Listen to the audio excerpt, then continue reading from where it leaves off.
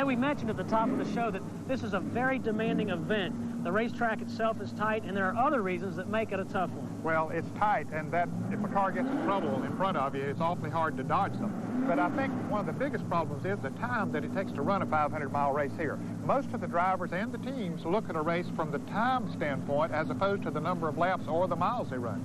Well, it is a demanding event, and Randy Pemberton has all the highlights of last weekend's Goodwrench 500.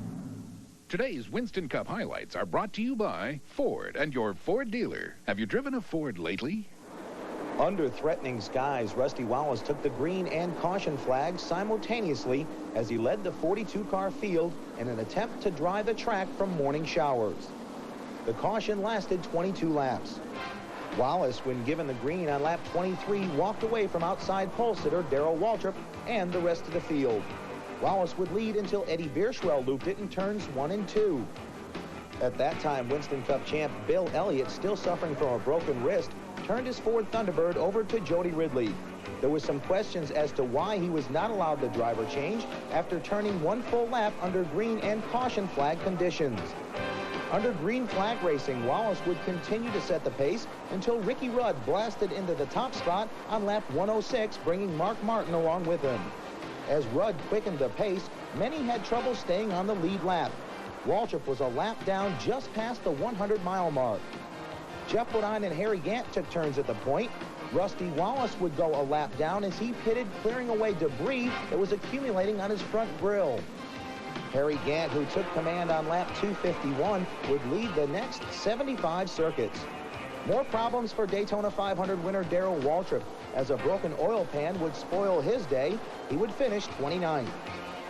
Dave Marcus and Lake Speed would bring out the 4th of 10 caution flags when they tangled on lap 342 in turns 3 and 4. 15 laps later, Alan Kowicki spun also in 3 and 4 after making contact with Harry Gant.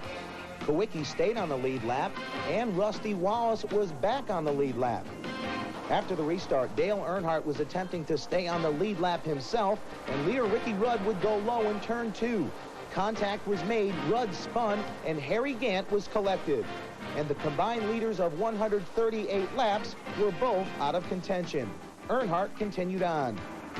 Jeff Bodine would then again make his presence felt as he and Alan Kowicki chased leader Rusty Wallace through lap 450 of the scheduled 492.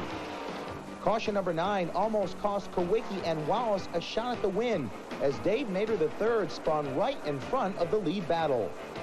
Richard Petty would bring out the final caution after making contact with Ken Schrader.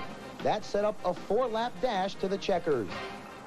Wallace beat Dale Earnhardt out of the pits, and that was the deciding factor, as Rusty Wallace took the green and went on to take the checkers and a paycheck of $72,000.